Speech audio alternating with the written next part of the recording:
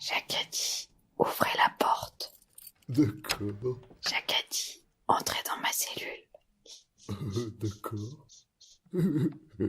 Jacques a dit, approchez-vous. Ouais. Enlevez mes menottes.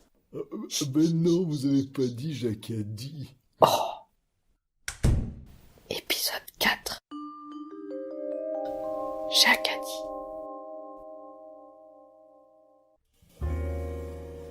Oh, vous êtes encore là. Et quel plaisir de vous retrouver. Vous avez envie d'une nouvelle histoire, d'une nouvelle enquête. Ça tombe bien, j'ai ce qu'il vous faut. Nous sommes le 1er janvier 1944. 1943, c'est terminé. Il n'est jamais agréable de démarrer une nouvelle année en faisant le bilan de ses succès et échecs de l'année passée. Les bonnes résolutions sont attendues par chacun. Moi, je n'en aurai qu'une.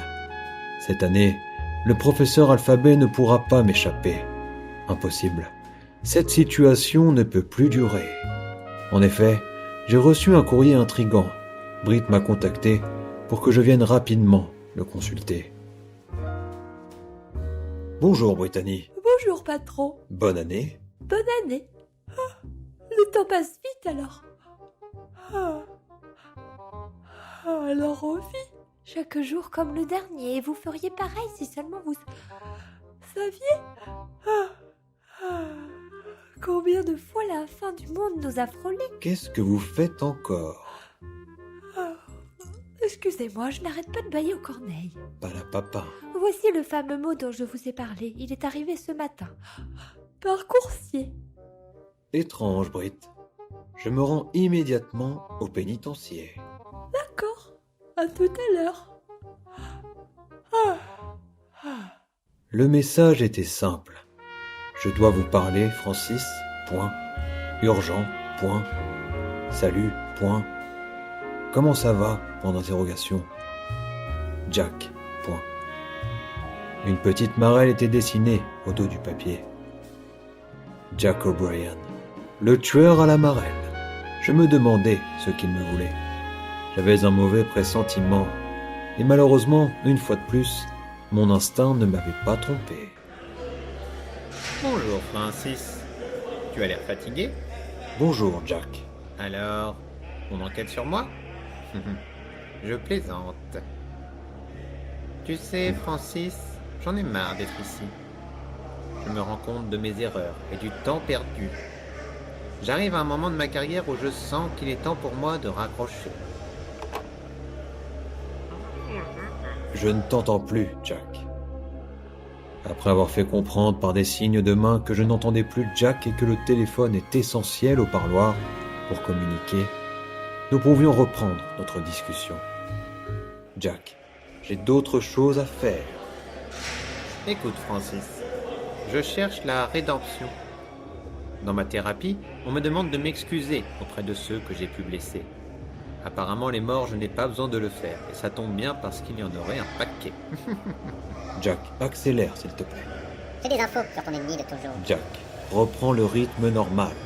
Merci. J'ai des infos sur ton ennemi de toujours, sur cette femme, le professeur Alphabet. D'accord. Eh bien, parle. Je t'écoute. Voilà. Comme tu le sais, mon entourage actuel est assez peu recommandable.